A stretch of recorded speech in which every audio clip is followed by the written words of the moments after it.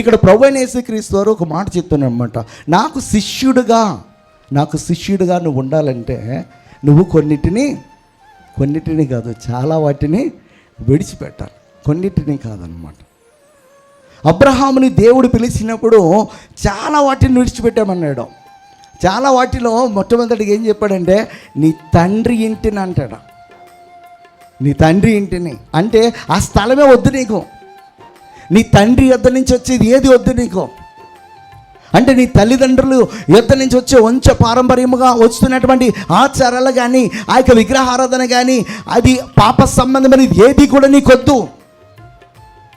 వాటిని నువ్వు పరిపూర్ణముగా విడిచిపెడితే వాగ్దాన దేశము నీకు ఇస్తాను, నీ పిల్లలకు తరతరముల వరకు కూడా నేను ఇస్తానని చెప్పాడు.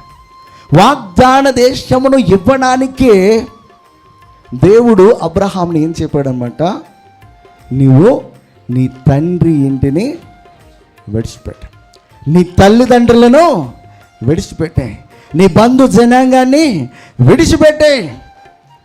ఎందుకు విడిచిపెట్టమంటున్నాడంటే ఎవరు వచ్చినా కూడా ఇదిగో దేవుడు ఎవరితో మాట్లాడాడో వారు తప్ప మిగతా వాళ్ళు అంత భయం కలిగి, అంత భక్తి కలిగి, అంత విధేయత కలిగి జీవించలేరు.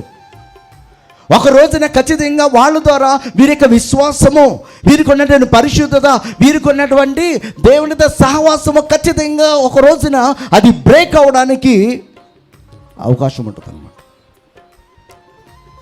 ఆ అవకాశం కూడా నీ ఇంటి వారి ద్వారా నీకు కలుగకూడదు. నీకు